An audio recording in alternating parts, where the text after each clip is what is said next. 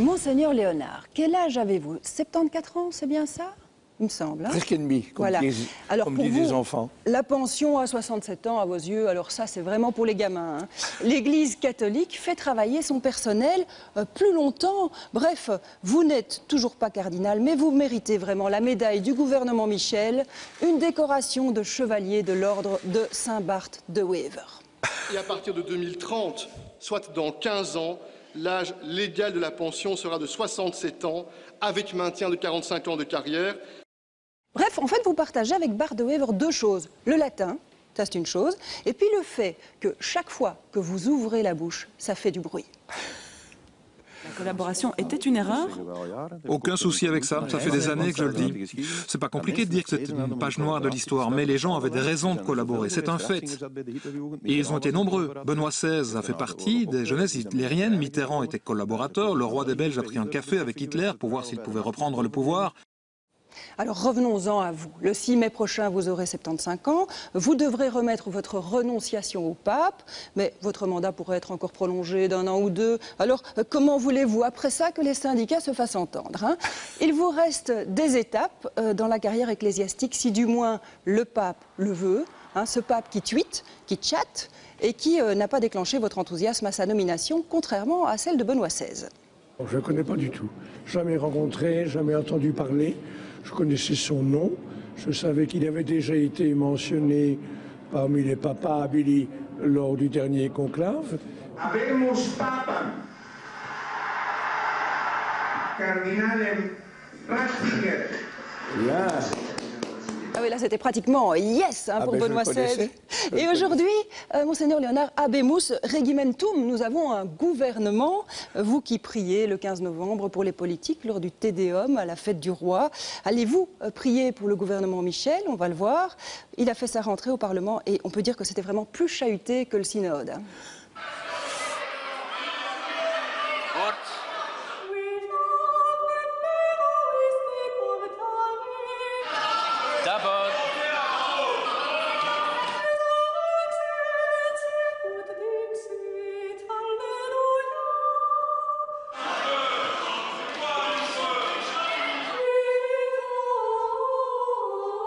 Mais une différence.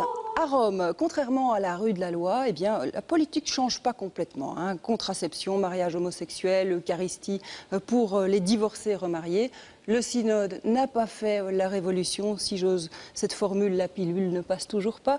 Et pourtant, le pape François a tenté d'adapter l'Église à la famille moderne. Le célibat n'est pas un dogme. Je pense que l'Église doit s'adapter à la société actuelle. Beaucoup de gens sont divorcés et souhaitent aussi se remarier. Mais voilà, c'est vrai, c'est un sacrement. Alors vous seriez plutôt du genre Église sans chichi, une sorte d'anti-Père Gilbert. Mais tu ne les bénis pas.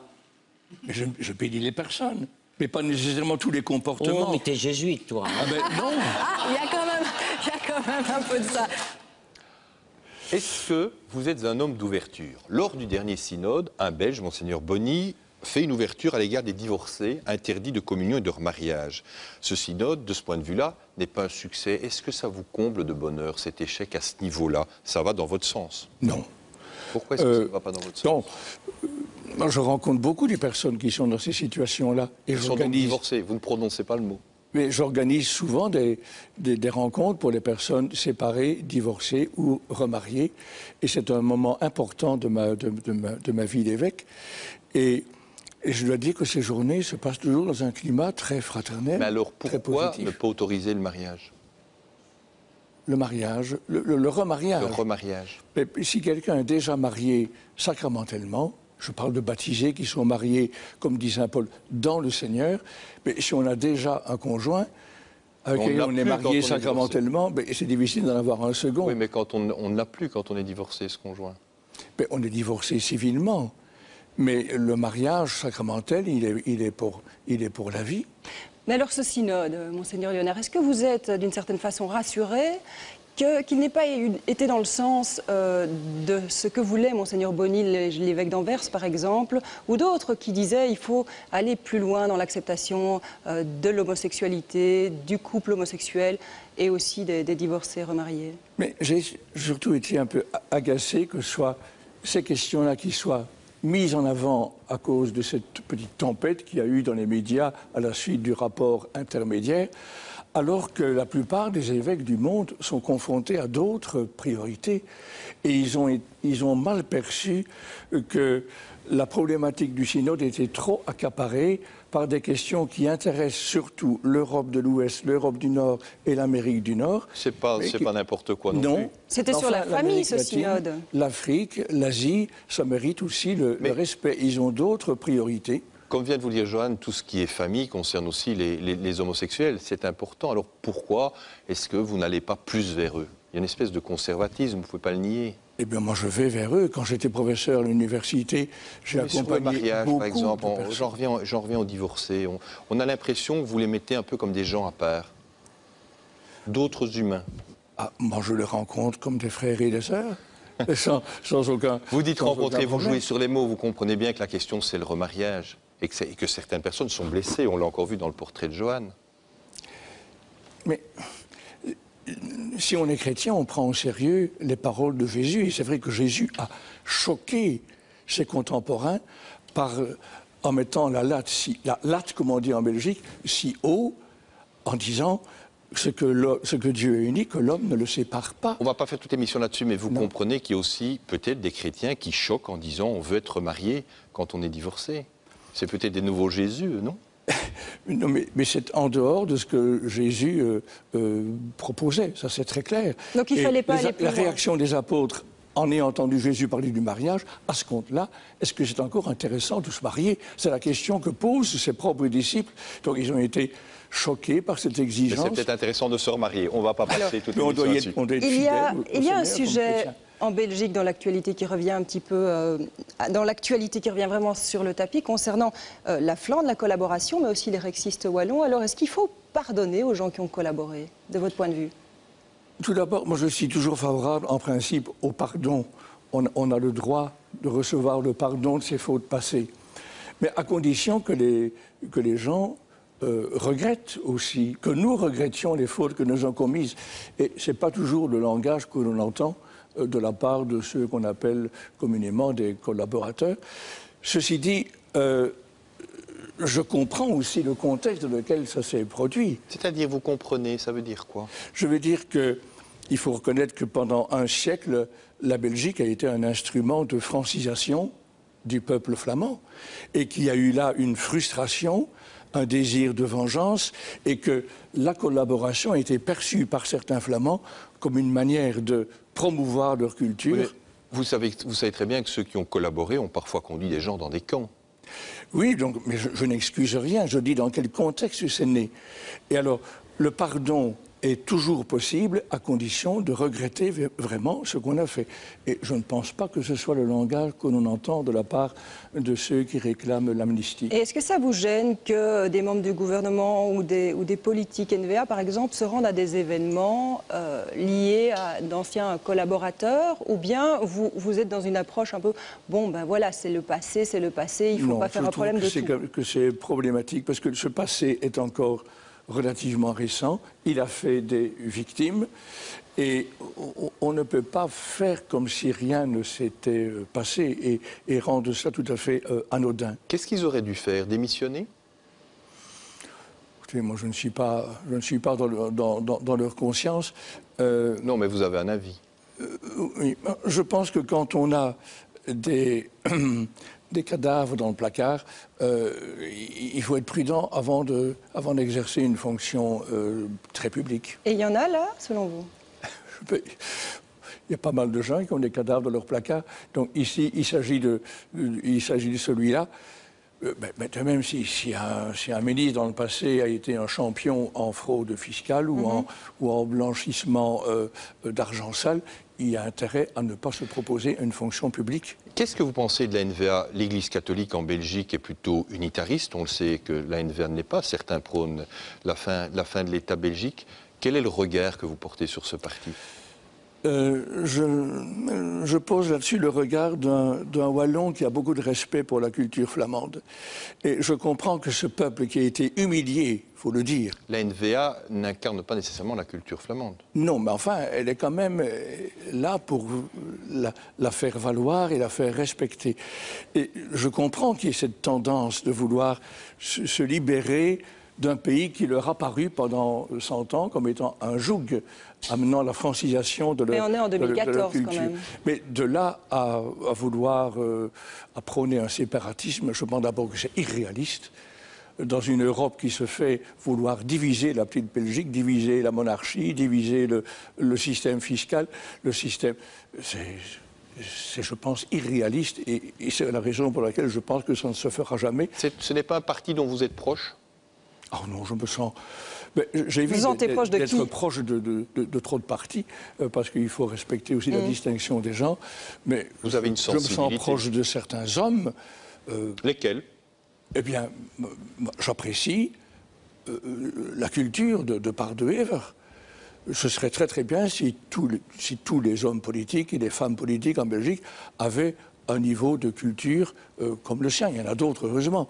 Mais donc, mais dans tout homme, il y a toujours des choses très appréciables. Mais je trouve que ce pays... Ce qui est assez amusant, je vous demande lesquels, et vous en citez un seul, c'est Bart de Wever. Ne peut pas être... ce pays ne peut pas être divisé. Et que devient Bruxelles dans cette hypothèse? En attendant, on n'est pas dans ce scénario. Quel exemple donne-t-on au reste de l'Europe et aux régions un peu névralgiques sur ce point? Reste qu'on a un gouvernement fédéral, hein, donc il n'est pas question de diviser le pays, en tout cas dans l'immédiat. Ce gouvernement, on sent qu'il est dans un contexte social assez difficile, avec déjà une manifestation qui a été assez musclée devant le MR. Vous, qui priez pour les politiques à la cathédrale le 15 novembre, vous allez prier pour le gouvernement Michel. Comment est-ce que vous voyez ce gouvernement avec, C'est vrai que je prie souvent pour les hommes et femmes politiques, parce qu'il faut un job qui n'est pas facile. Mais ce gouvernement-ci, comment vous le voyez? Oui.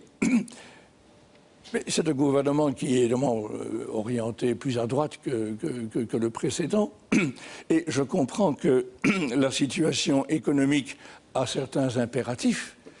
Je peux comprendre cela. Mais n'empêche que, spontanément, moi je suis quand même toujours plutôt du côté des petites gens, des plus faibles, des plus fragiles dans la société qui risquent d'être les premières victimes de ce virage qui prétend, qui veut, je suppose en principe, assurer une viabilité de l'économie à long terme, mais à court terme, vous êtes plutôt à gauche sur le plan socio-économique. En fait. Mais justement, est-ce que vous comprenez les actes de violence de ces dernières semaines? Certains disent, dans les rangs de ceux qui manifestent, on répond à la violence par rapport à des décisions qui pourraient être très dures socialement. La violence n'est jamais une bonne réaction, il faut faire entendre sa voix autrement. Moi j'ai eu beaucoup de sympathie, c'était environ 2 ans, pour le mouvement des indignados, les indignés. Il faut qu'il y ait des gens qui protestent et je peux facilement les rejoindre, mais pas par des méthodes violentes, parce que ça complique des choses plutôt que de les résoudre. Ce gouvernement a prévu d'abaisser la majorité sexuelle à l'âge de 14 ans.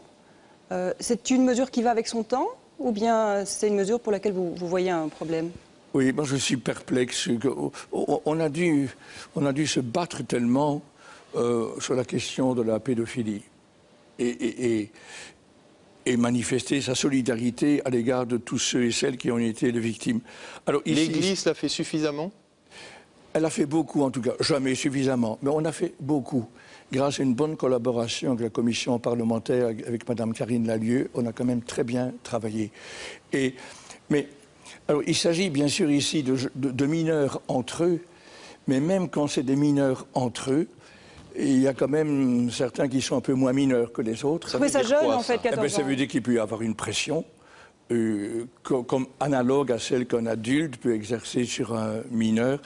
Et je ne pense pas que ce soit une mesure sage.